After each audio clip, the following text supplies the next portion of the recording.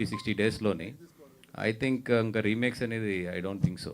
Cinema Telugu dub అనగానే ఇది actually NTR గారు డబ్బింగ్ చెప్తున్నారనే ఒక మాట బాగా వచ్చింది, స్ప్రెడ్ అయింది.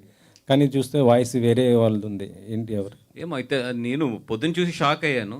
ఎందుకంటే మేము గమ్మున ఆయన అప్రోచ్ అవ్వడం కానీ బికాస్ వీ నో దట్ చాలా బిజీ ఉన్నారు ఆయన, ఫైటర్ షూటింగ్లో ఉన్నట్టు ఉన్నారు. అది ఎక్కడ మరి సోషల్ మీడియాలో ఎందుకు పెనట్రేట్ అయిందో తెలియదు. కొంతమంది మీకు ఈరోజు సోషల్ మీడియా తెలిసిందే, అసలు మా ఇద్దరు ప్రస్తావన కూడా లేకుండా వాళ్ళు వేసుకుని వెళ్ళిపోతూ ఉంటారు.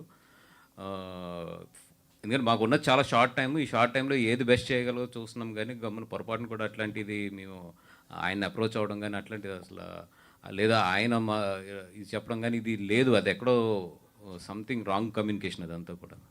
వాసు గారు, ఈ సినిమా రిలీజ్ అవ్వగానే, హిందీ వర్షన్ రిలీజ్ అవ్వగానే చాలామంది తెలుగు వర్షన్ కోసం చాలా డిమాండ్ చేశారు సోషల్ మీడియాలో కానీ అంతా చాలా. బట్ ఇది మీరు తీసుకోవడమే, పిక్ చేసుకోవడం కొంచెం డిలే అయింది, లేట్గా వస్తున్నారు. సో ఇప్పటికే ఆల్మోస్ట్ కొంతమంది చూసేశారు హిందీ వర్షన్, తెలుగు రాకపోయినా.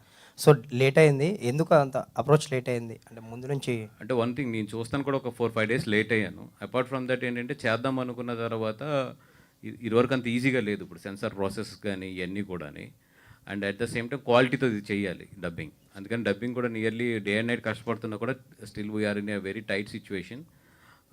అండ్ సెకండ్ థింగ్, కొంచెం నేను చూడటం లేట్ అయింది. లేదంటే ఫస్ట్ డే నేను చూసుంటే మాత్రం డెఫినెట్గా కొంచెం 1 వీక్ ఎర్లీగా తీసుకొద్ది. సో మీరు చూడడం లేట్ అయింది.